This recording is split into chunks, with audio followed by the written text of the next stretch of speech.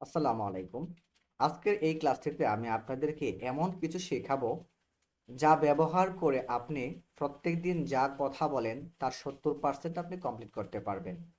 I mean, আপনি যদি simple টেন্সের সবগুলো ব্যবহার জানেন, কিভাবে গঠন করতে হয় এবং কিভাবে কথা বলতে হয় এগুলো আপনি জানেন, তাহলে প্রতিনিয়ত আপনি যে কথা বলেন তার 70% আপনি কিন্তু কমপ্লিট করতে পারবেন ইজিলি। সেটা কিভাবে আমি এই ক্লাসেই দেখিয়ে দিব। আজকে আমাদের ক্লাস নাম্বার হচ্ছে 5। ঠিক আছে।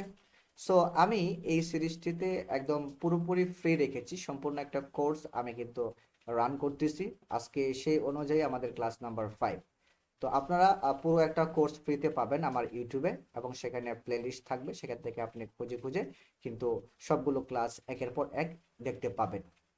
আপনার কিন্তু টাকা দিয়ে কোর্স কেনার কোনো প্রয়োজন নেই। ঠিক আছে, এবং আমাকে মেসেজ করলে আমি কিন্তু পিডিএফও দিয়ে দিব। ঠিক আছে। সো সিম্পল টেন্সটা কি? সিম্পল টেন্সটা হচ্ছে সাধারণভাবে যখন কোনো কাজ বোঝাই, সাধারণভাবে যখন কোনো কাজ বোঝাই তখন সেটাকে আমরা সিম্পল টেন্স বলি। যেমন সাধারণ কাজটা আসলে কি, এটা আমাদেরকে বুঝতে হবে। যেমন আমি খাই, আমি ঘুমাই, আমি যাই, আমি পড়ি, এটা একটা সাধারণ কাজ। ঠিক আছে। আমি নামাজ পড়ি, এটা সাধারণ কাজ। সো এরকম, বা আমি নামাজ পড়েছিলাম, আমি নামাজ পড়বো, এটা নর্মাল একটা কাজ, এটাকে আমরা বলি সাধারণ কাজ। সো সাধারণভাবে কোনো কাজ হয়েছিল বা হবে বোঝাতে সিম্পল টেন্সের ব্যবহার করা হয়। আর সিম্পল টেন্স তিন প্রকার। সেটা কি কি? প্রেজেন্ট সিম্পল, সিম্পল পাস্ট এবং সিম্পল ফিউচার। এই তিনটাকে আমরা বলি হচ্ছে সিম্পল টেন্স। তিনটা হচ্ছে তিন ফরম্যাটের, একটা অতীতকাল, বর্তমানে এবং ভবিষ্যতে। তো চলুন আমরা দেখি সিম্পল টেন্সের গঠনটা কিভাবে হয়ে থাকে। সিম্পল প্রেজেন্ট টেন্স গঠন হয় সাবজেক্ট লাগে একটা, ভার্ব লাগে, এবং ভার্বের সাথে এস অথবা ইএস লাগে। হ্যাঁ, থার্ড পারসন সিঙ্গুলার হলে ভার্বের সাথে এস অথবা ইএস যোগ করতে হয় যদি সাবজেক্ট থার্ড পারসন সিঙ্গুলার হয়। ঠিক আছে। কারণ পৃথিবীর সব ভার্বই হচ্ছে প্লোরাল, সিঙ্গুলার করতে হলে এস অথবা ইএস যোগ করে করতে হয়। ঠিক আছে। ওকে। তারপর একটা এক্সটেনশন, সেটা আপনার প্রয়োজন অনুযায়ী নেবেন। এবং সিম্পল ফার্স্ট টেন্সটা আপনি কিভাবে করবেন?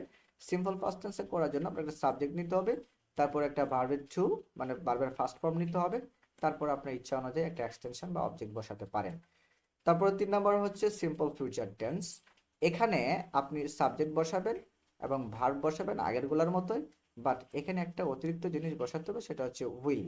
আপনি ফিউচার টেন্সে বোঝাতে হলে উইল বসাতে হবে। সো আমরা এতক্ষণ যা পড়লাম এই সবগুলো হচ্ছে সিম্পল টেন্স, প্রেজেন্ট, পাস্ট এবং ফিউচারের সিম্পল টেন্স। ঠিক আছে। ওকে।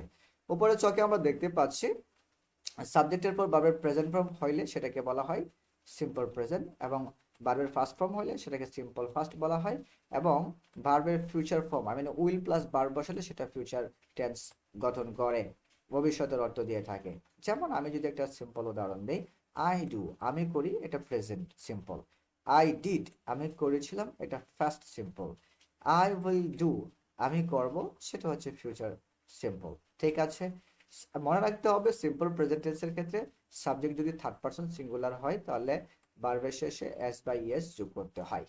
এটা এতটুকু মনে রাখবেন। এটা মাত্র শুধু প্রেজেন্ট টেন্স, প্রেজেন্ট সিম্পল ও প্রেজেন্ট ইনডিফিনিট টেন্সের ক্ষেত্রে ভার্বের সাথে এস বা ইএস যোগ করতে হয়, আর কোথাও ভার্বের সাথে এস বা ইএস যোগ করতে হয় না।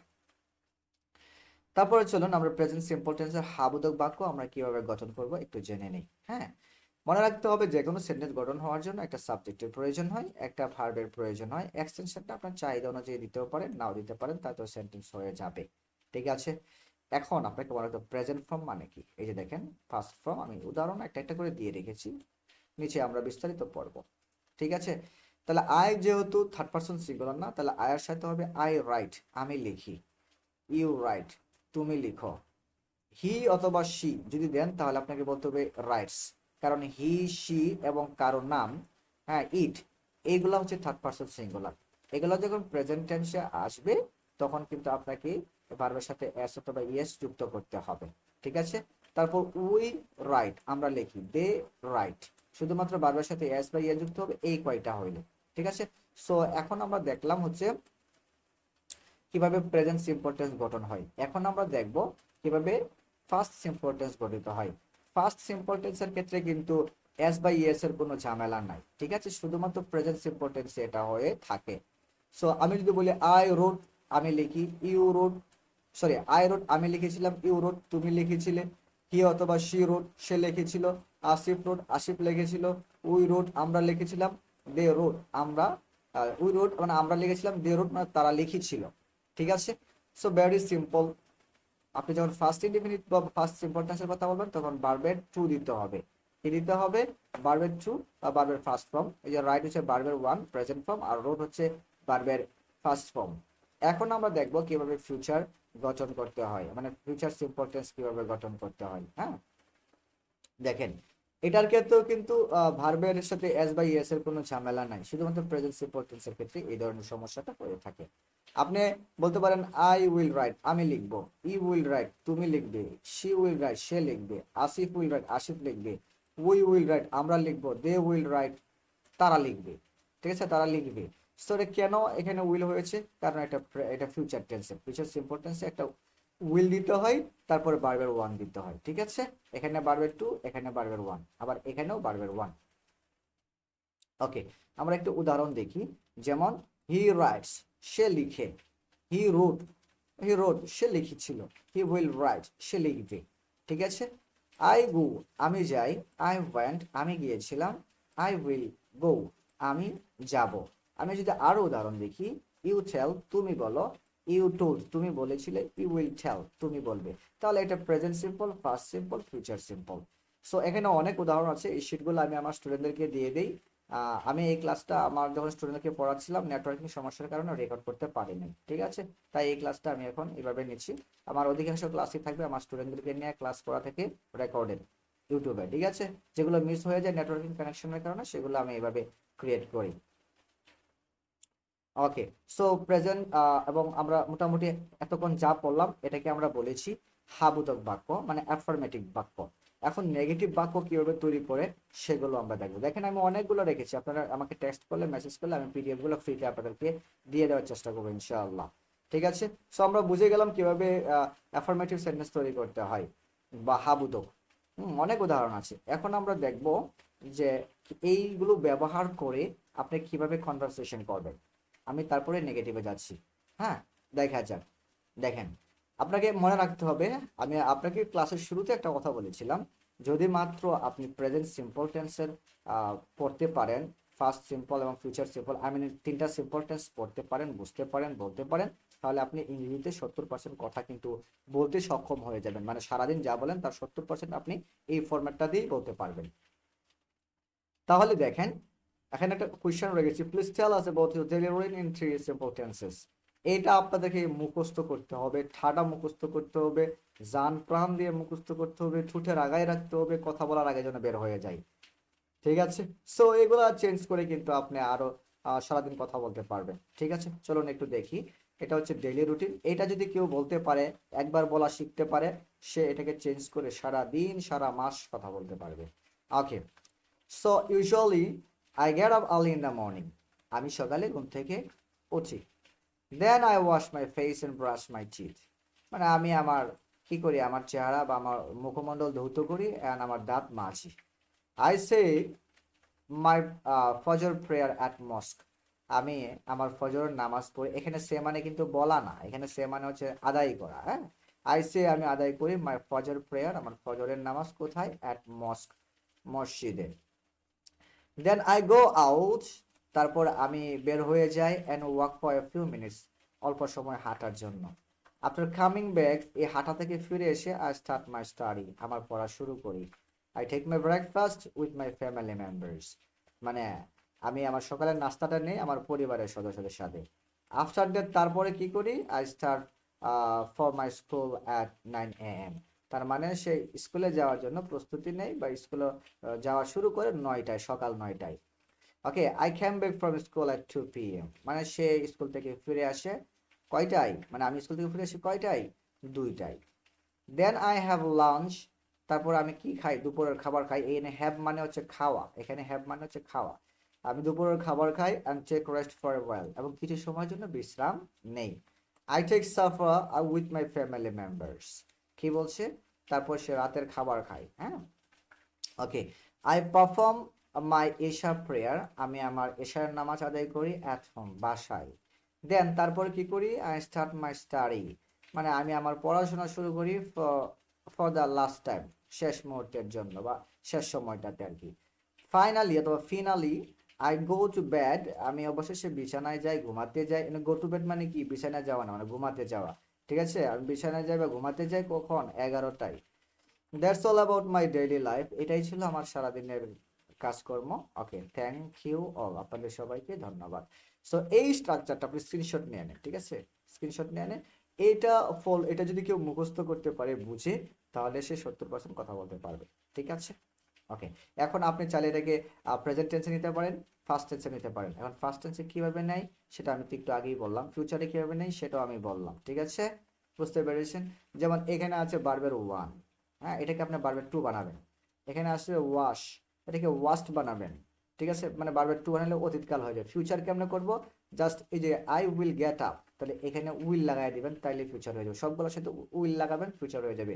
ঠিক আছে, আর বারবের টু দিলে ফার্স্ট হয়ে যাবে। সো এই তিনটা ফরম্যাটেই কিন্তু আপনারা চেষ্টা করবেন যাতে বলতে পারে।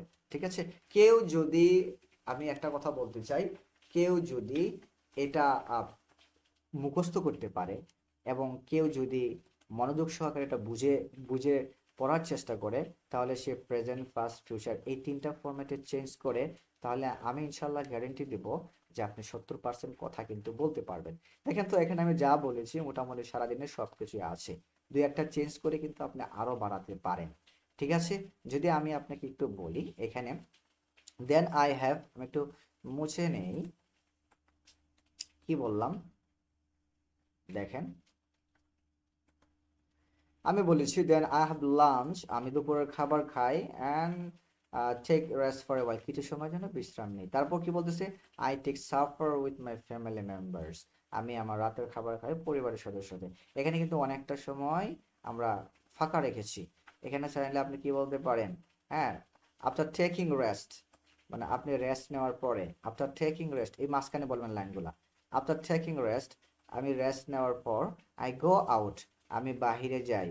হ্যাঁ, কেন বাহিরে যাই, for playing with my friends, আমার বন্ধু বান্ধবের সাথে খেলার জন্য, অথবা হ্যাং আউটের জন্য। ঠিক আছে, অ্যান্ড আমি কি করি, আই পারফর্ম মাই আসর প্রেয়ার, আমি আসরের নামাজ আদায় করি কোথায়, অ্যাট মস্ক, মসজিদে। ঠিক আছে, তারপর কি করে, তারপর ধরেন সে আবার বাসায় ফিরে আসে। ঠিক আছে, এরকম বলতে পারেন, আপনি চাইলে অ্যাড করতে পারেন।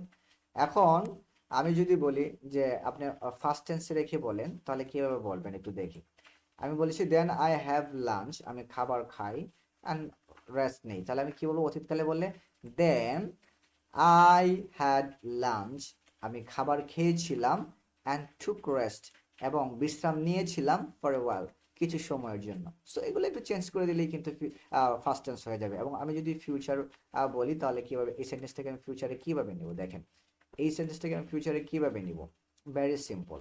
দেখেন, দেন আই উইল হ্যাভ, আমি বলেছিলাম বারবার আগে একটা উইল দিতে হবে ফিউচার ইনডিফিনিট বা ফিউচার সিম্পল টেন্স করার জন্য। সো আপনি এখানে বলবেন আই উইল, এখানে উইল দিবেন, আই উইল হ্যাভ লাঞ্চ, আমি দুপুরের খাবার খাবো, অ্যান্ড উইল, আপনি এখানে উইল দিতেও পারেন, নাও দিতে পারেন, যেহেতু একজন ব্যক্তিকেই বোঝাচ্ছে, দুটাই কমপ্লিট করে ফেলবে। ঠিক আছে, তা আই উইল হ্যাভ লাঞ্চ, আমি দুপুরের খাবার খাবো, অ্যান্ড বলতে পারেন will take rest for a while, এবং আমি কিছু সময়ের জন্য বিশ্রাম নেব। সো বুঝতে পেরেছেন আমি কি বুঝিয়েছি, কিভাবে ফার্স্ট এবং ফিউচার তৈরি করতে হয়। আপনি এগুলো চেঞ্জ করবেন। এইটা যদি কেউ কোনো স্টুডেন্ট শিখে না ভালো করে, তার আই থিঙ্ক কথা বলতে কোনো সমস্যা হওয়ার কথা না। কারণ সিম্পল টেন্স তিনটা, এই তিনটা সিম্পল টেন্স জানলেই একটা মানুষ সম্পূর্ণ কথা বলতে পারে। ওকে,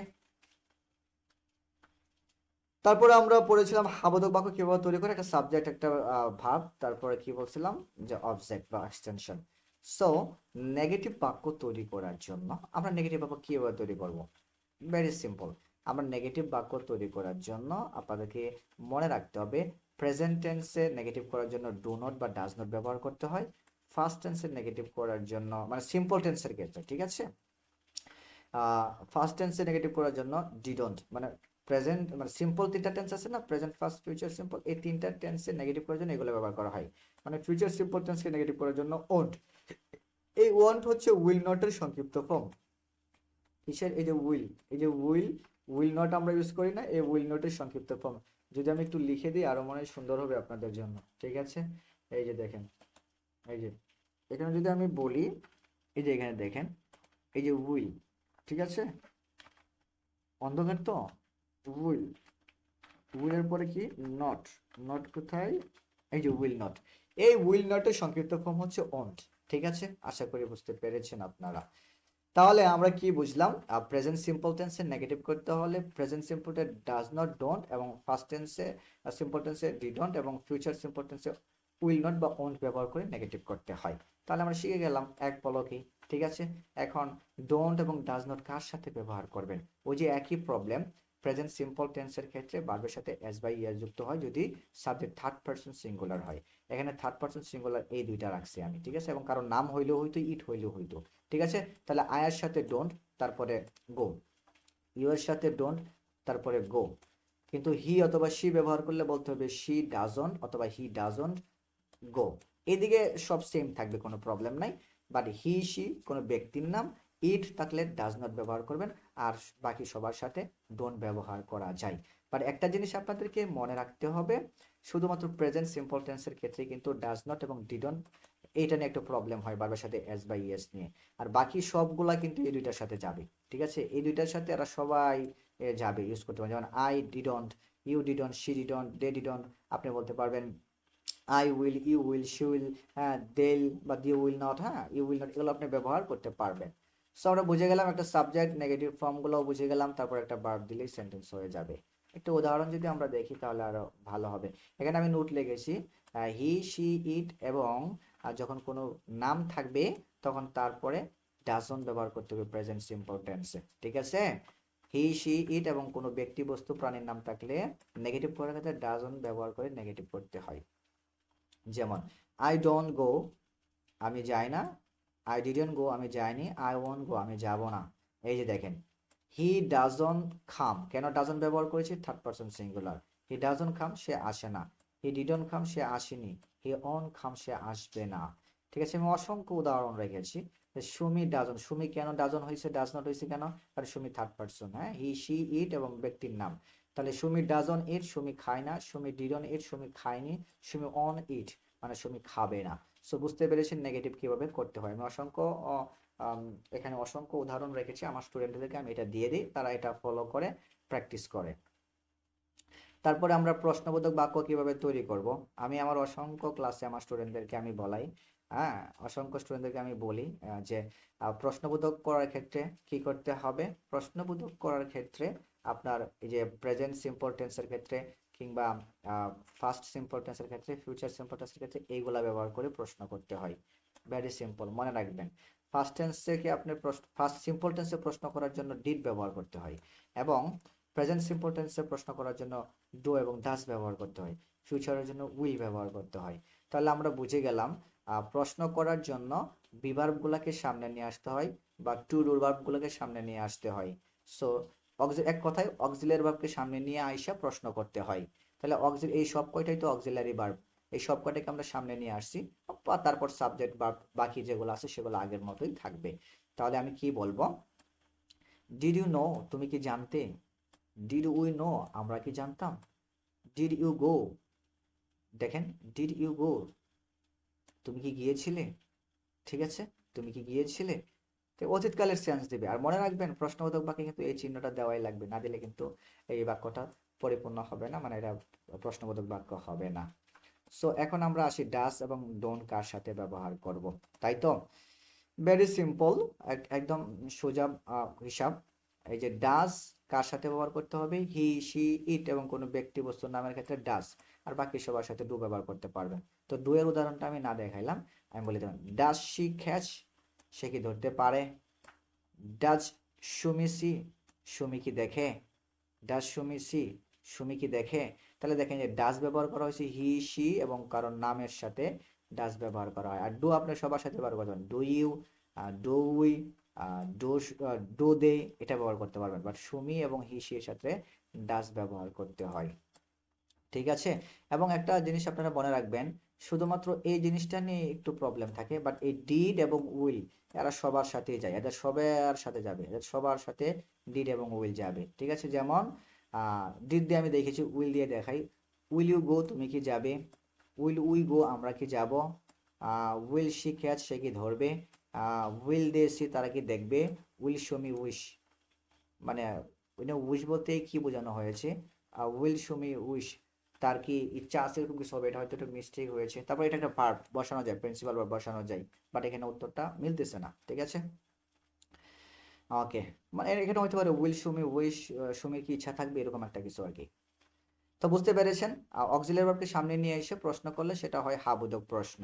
ঠিক আছে, তারপরে সাবজেক্ট, তারপরে প্রিন্সিপাল ভার্ব। আপনারা জানেন এটা স্বাভাবিক, সাবজেক্টের পরে ভার্ব থাকে, তারপর অবজেক্ট থাকে। আর যেহেতু প্রশ্নবোধক বাক্য, তাই আমাদের একটা অক্সিলিয়ারি ভার্ব দরকার হবে। ঠিক আছে, প্রেজেন্ট সিম্পল টেন্সের ক্ষেত্রে। কারণ প্রেজেন্ট সিম্পল টেন্সের ক্ষেত্রে এখানে তো বি ভার্ব নাই কোথাও। বি ভার্ব আছে am, is are was were থাকলে এগুলো আমরা সামনে নিয়ে আসতাম। যেহেতু এগুলো নাই, তাহলে টেন্স অনুযায়ী প্রশ্ন করার জন্য ডো, ডিড, ডাজ এবং উইল ব্যবহার করতে হবে অক্সিলিয়ারি ভার্ব প্রশ্ন করার জন্য।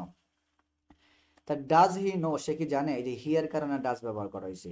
ডিড হি নো, সে কি জানতো। উইল হি নো, সে কি জানবে। ডু ইউ গো, তুমি কি যাও। ডিড ইউ গো, তুমি কি গিয়েছিলে। উইল ইউ গো, তুমি কি যাবে। হ্যাঁ, ডু ইউ সি, তুমি কি দেখো। ডিড ইউ সি, তুমি কি দেখেছিলে। উইল ইউ সি, তুমি কি দেখবে। সো এইভাবে অসংখ্য উদাহরণ আছে, আপনারা কিন্তু প্র্যাকটিস করবেন বেশি বেশি করে। আমার স্টুডেন্টরা এগুলো প্র্যাকটিস করে, তাদেরকে আমি লেকচার শিটগুলো দিয়ে দিই ক্লাস শেষে। এবং আপনারা ফুল একটা সম্পূর্ণ ফ্রিতে কোর্স কিন্তু ইউটিউবে এবং ফেসবুক পেজে পাচ্ছেন। প্লেলিস্ট চেক করবেন ইউটিউবে, সেখানে কিন্তু র্যান্ডমলি আপনারা একটার পর একটা ক্লাস পেয়ে যাবেন। তারপর আমরা পড়লাম কিভাবে হাবোধক প্রশ্ন করে, এখন হচ্ছে আমরা নাবোধক প্রশ্ন কিভাবে করে সেটা দেখব। ভেরি সিম্পল, আমরা ডো, ডিড, ডাজ নিয়ে এনে আমরা হাবোধক প্রশ্ন করেছি। এখন তার সাথে শুধু নট বসিয়ে দিলেই আমরা কি করব, নেগেটিভ হয়ে যাবে। কারণ আমরা একটু আগে পড়েছিলাম যে নেগেটিভ বাক্য কিভাবে তৈরি করে। আমি যদি দেখাই নেগেটিভ বাক্য কিভাবে তৈরি করে, দেখেন নেগেটিভ বাক্য কিভাবে তৈরি করে, এই যে এখানে আছে, আমি একটু দেখালে আপনারা হয়তো রিমাইন্ড করতে পারবেন। এই যে বাক্য নেগেটিভ করার জন্য ডোন্ট, ডাজন্ট, ডিডন্ট, ওন্ট ব্যবহার করেছি আমরা, তাই না। এখন এই বাক্যটাকে প্রশ্ন করার জন্য কি করতে হবে, এই নেগেটিভ ফর্ম ভার্বগুলা সামনে নিতে হবে, অর্থাৎ অক্সিলিয়ারি ভার্বগুলা সামনে নিয়ে আসতে হবে। যদি আমরা অক্সিলিয়ারি ভার্বগুলা সামনে নিয়ে আসি, তাহলে নাবোধক প্রশ্নবোধক বাক্য হয়ে যাবে। নাবোধক প্রশ্নবোধক বাক্য হয়ে যাবে। যদি এটা নাবোধক, তাহলে এগুলো সামনে আসবো। আর হাবোধক হলে এই যে ডাজ থাকতো, ডিড থাকতো, ওন থাকতো, কিন্তু এই যে নট থাকতো না, তাহলে এগুলো সামনে নিয়ে আসলে হাবোধক প্রশ্ন হয়ে যেত। যেহেতু নট আছে, তাহলে নাবোধক এবং অক্সিলিয়ারি ভার্বগুলোকে সামনে নিয়ে আসলে প্রশ্ন তৈরি হয়ে যায়। ঠিক আছে, ভেরি সিম্পল। আমি যদি আপনাদেরকে আরো উদাহরণ দিয়ে দেখাই তাহলে বুঝতে পারবেন। তাহলে আমরা কি বুঝলাম, বিভাব অক্সিলিয়ারি ভার্বগুলোকে সামনে নিয়ে আসলে প্রশ্ন হয়ে যায়। যদি নট না থাকে তাহলে অ্যাফার্মেটিভ বা হাবোধক প্রশ্ন, আর নট লাগাই দিলে নাবোধক প্রশ্ন। Very simple. আর এগুলো তো আপনারা জানেনই। আর যদি এখানে am, is are was were থাকতো, তাহলে এগুলো আমরা শুধু সামনে নিয়ে আসতাম। যেহেতু am, is are was were নাই সিম্পল টেন্সে, তাই এই অক্সিলিয়ারি ভার্ব ব্যবহার করে আমাদেরকে প্রশ্ন করতে হবে। ওকে, উদাহরণ দেই নাই না, উদাহরণ দিচ্ছি দেখেন। ডোন্ট ইউ নো, তুমি কি জানো না। ডিডন্ট ইউ নো, তুমি কি জানতে না। ওয়ান্ট ইউ নো, তুমি কি জানবে, জানবে না। ঠিক আছে। আর doesn't Shakib go, does not কেন হয়েছে, সাকিব থার্ড পারসন তাই। ডাজন সাকিব গো, সাকিবকে যায় না। ডিডন্ট সাকিব গো, সাকিবকে যায়নি।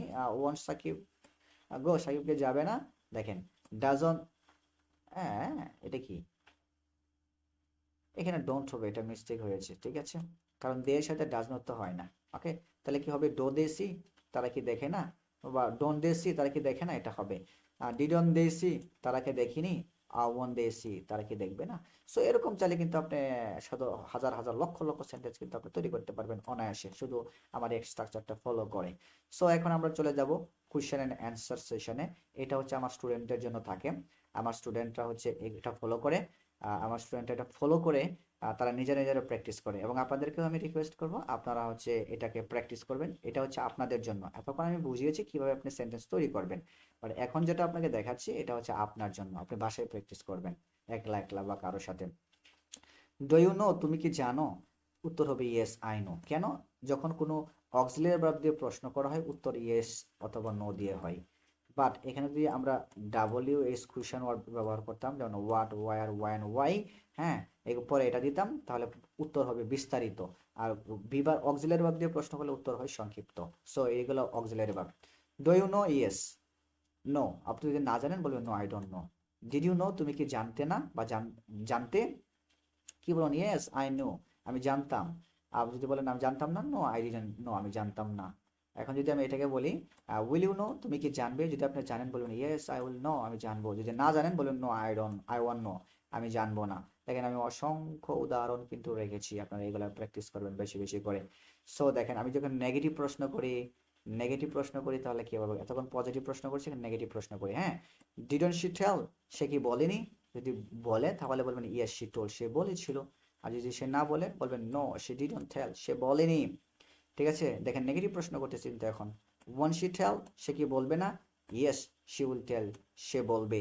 যদি না বলে বলবেন নো শি ওয়ান্ট টেল, সে বলবে না। আর ওই ওয়ান সমান সমান হচ্ছে উইল, উইল প্লাস নট, মানে উইল নটকে আমরা ওয়ান্ট বলতেছি। ওকে, সো ডিডন্ট হি গো, সে কি যায়নি? আপনি বলুন ইয়েস হি ওয়েন্ট, সে গিয়েছিল। যেহেতু এটা আমরা মনে রাখবেন, উত্তরটা হবে, যেহেতু আমরা ফার্স্ট টেন্সের প্রশ্ন করতেছি, উত্তর ফার্স্ট টেন্সে দিতে হবে। আর প্রেজেন্ট টেন্সের প্রশ্ন করলে প্রেজেন্ট টেন্সে উত্তর দিতে হবে। ফিউচার টেন্সের প্রশ্ন করলে ফিউচার টেন্স দিয়ে উত্তর দিতে হবে।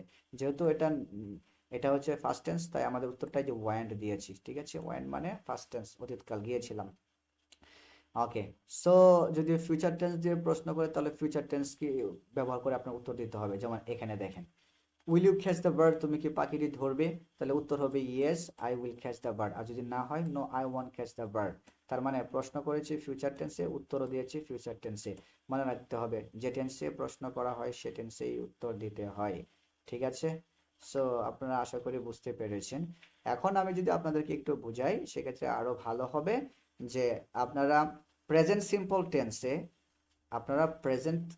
টেন্সে, ডাব্লিউএস কোয়েশ্চেন ওয়ার্ড ব্যবহার করে কিভাবে প্রশ্ন করবেন। এতক্ষণ আমি দেখিয়েছি অক্সিলারি ভার্ব দিয়ে প্রশ্ন করলে উত্তর হ্যাঁ অথবা না এর মধ্যে সীমাবদ্ধ থাকে। কিন্তু এই অক্সিলারি ভার্বগুলোর পূর্বে যদি ডাব্লিউএস কোয়েশ্চেন ওয়ার্ড থাকে তখন তার উত্তরটা বিস্তারিত হবে। সো প্রশ্ন কিভাবে তৈরি করতে হয় আমি আপনাকে আগেই বলেছি। অক্সিলারি ভার্বগুলো আপনি সামনে নিয়ে আসলে প্রশ্ন হয়ে যাবে, আর এগুলোর সাথে নট লাগাই দিলে নেগেটিভ প্রশ্ন হয়ে যাবে। Very simple. এখন এই ডাব্লিউএস কোয়েশ্চেন ওয়ার্ডগুলা পজিটিভ হোক নেগেটিভ হোক তার আগে বসিয়ে দিবেন। মানে এই অক্সিলারি ভার্বগুলো পজিটিভ হোক নেগেটিভ হোক তার আগে এই যে ডাব্লিউএস কোয়েশ্চেন ওয়ার্ডগুলো বসিয়ে দিলেই আপনার উত্তরটা হবে বিস্তারিত, প্রশ্নটাও হবে বিস্তারিত। ঠিক আছে, আর এগুলো তো আপনারা জানেনই, এই সাবজেক্ট থাকবে, প্রিন্সিপাল ভার্ব তো থাকবেই। হ্যাঁ, ভেরি সিম্পল। যেমন দেখেন, আমরা একটু আগে পড়েছি ডু ইউ লিভ। ঠিক আছে, ডু ইউ লিভ মানে আমরা পড়েছি কি বলেন তো? তুমি কি বাস করো? তাহলে ওয়ার ডু ইউ লিভ, তুমি কোথায় বাস করো। ডিড ইউ লিভ, তুমি কি বাস করতে। ওয়ার ডিড ইউ লিভ, তুমি কোথায় বাস করতে বা কোথায় থাকতে। হ্যাঁ, উইল ইউ লিভ, তুমি কি থাকবে। ঠিক আছে, কি বলছে, তুমি থাকবে। তো ওয়ার উইল ইউ লিভ, তুমি কোথায় থাকবে। সো আপনাদেরকে মনে রাখতে হবে, বিভাব সামনে নিয়ে আসলে পজিটিভ প্রশ্ন হয়, বিভাব সামনে নিয়ে আসলে পজিটিভ প্রশ্ন হয়, বিভাব সামনে নিয়ে আসলে পজিটিভ প্রশ্ন হয়, এবং বিভাবের সাথে নট লাগাই দিলে নেগেটিভ প্রশ্ন হয়, বিভাবের সাথে নট লাগাই দিলে, মানে অক্সিলারি ভার্বের সাথে নট লাগাই দিলে আপনার হচ্ছে নেগেটিভ প্রশ্ন হয়, অক্সিলারি ভার্বের সাথে নট লাগাই দিলে নেগেটিভ প্রশ্ন হয়। কিন্তু মজার বিষয়টা হচ্ছে এই যে অক্সিলারি ভার্বগুলোর সামনে আপনি যখন এই যে ডাবল কোয়েশ্চেন ওয়ার্ডগুলো ব্যবহার করবেন, who which where where when why, হ্যাঁ, তখন সেগুলোর উত্তর কিন্তু বিস্তারিত হবে। ঠিক আছে, যেমন আপনি যদি বলতেন এখানে এটা ধরেন উইল সি মাই বুক, আমার বইটি কি দেখবে। ইয়েস, উত্তর শেষ, হ্যাঁ দেখবো। ইয়েস আই উইল সি, আমি দেখবো। বাট যখন বলছেন হু উইল সি মাই বুক, কে আমার বইটি দেখবে, তখন কিন্তু তার নাম বলতে হবে। ঠিক আছে, বিস্তারিত বলতে হবে, সে আমার বন্ধু, সে আমার ভাই, বা সে এই বইটা দেখবে। উত্তরটা একটু লং হবে। সো আমি আপনাদেরকে শিখিয়ে দিয়েছি কিভাবে প্রশ্ন করতে হয়, কিভাবে অ্যাফার্মেটিভ তৈরি করতে হয়, কিভাবে নেগেটিভ তৈরি করতে হয়, কিভাবে নেগেটিভ প্রশ্ন তৈরি করতে হয়। এই একটি ক্লাস যদি কেউ দেখে, আমার এই একটা ক্লাস যদি কেউ মনোযোগ দিয়ে দেখে, আমি ইনশাল্লাহ ইনশাল্লাহ আল্লাহর উপর ভরসা করে বলতে পারি, এই পুরো ক্লাসটি যে মনোযোগ সহকারে দেখবে, মনোযোগ সহকারে বেশ কয়েকবার দেখবে, সে ইংরেজিতে প্রত্যেক দিন যা করে তার 70% ইনশাল্লাহ ইংরেজিতে বলতে পারবে। সেটা তার মনোযোগ দিয়ে দেখতে হবে, সেটা তার ভালোবাসা দিয়ে দেখতে হবে। যদি সেটা ভালোবাসা দিয়ে দেখতে পারে, হ্যাঁ, তাহলে ইনশাল্লাহ এটা কোনো প্রবলেমই হবে না। ঠিক আছে, খুবই চমৎকার ভাবে সে কিন্তু সারাদিনের কথোপকথনগুলো বলতে পারবে। কারণ আমি এখানে দেখিয়েছি অ্যাফার্মেটিভ নেগেটিভ, হ্যাঁ, প্রশ্ন, হ্যাঁবোধক প্রশ্ন, নাবোধক প্রশ্ন, কিভাবে এবং ডাব্লিউএস কোয়েশ্চেন ওয়ার্ড ব্যবহার করে সে প্রশ্ন করতে পারে, উত্তর দিতে পারে, সবগুলাই কিন্তু আমি আমার ক্লাসে আলোচনা করেছি। এবং আজকে সবচেয়ে হট টপিক ছিল এটা, আজকে সারাদিনে হট টপিক ছিল এটা। যদি কোনো আহ, যদি কোনো স্টুডেন্ট জাস্ট মাত্র এই স্ট্রাকচারটা বা এই যে সেন্টেন্সগুলো ফলো করতে পারে, এই ফলো করতে পারে, এবং সে যদি প্রেজেন্ট, ফিউচার, পাস্ট এই তিনটা ফরম্যাটে চেঞ্জ করতে পারে, তাহলে সে 70% কথা ইংরেজিতে বলতে পারবে ইনশাআল্লাহ, ইনশাআল্লাহ। সো এটা ধুমা মুখস্থ করে ফেলবেন, তারপর বুঝে বুঝে মুখস্থ করবেন, তারপর আপনি চেঞ্জ করে মুখস্থ করবেন বা বলার চেষ্টা করবেন। মনে রাখতে হবে, মুখস্থ করলেও আপনার স্পোকেন মানে হচ্ছে বলা, বলতেই হবে। ঠিক আছে, বললে আপনাদের আর সমস্যা হবে না। আমি আপনাদেরকে বলতে চাই, আপনারা আমার এই একটা মাত্র ক্লাস দেখেন, শুধুমাত্র এই একটা মাত্র ক্লাস দেখেন, আপনি ইংরেজিতে কতটুকু ইমপ্রুভমেন্ট করতে পারবেন এটা একমাত্র আল্লাহ জানে, আর আপনি ইনশাল্লাহ বুঝতে পারবেন যদি ক্লাসটা করেন। সো আহ দোয়া রইল সবার জন্য। আমার পরবর্তী ক্লাস ধাপে ধাপে ইউটিউবে আপলোড হবে। ইউটিউবে আমার বা ফেসবুক পেজে নজর রাখবেন, ফলো দিয়ে রাখবেন। আমার সবগুলো ক্লাস আপনারা ইনশাল্লাহ এখানে পাবেন। সেই পর্যন্ত সবাই ভালো থাকুন, সুস্থ থাকুন। আল্লাহ হাফেজ।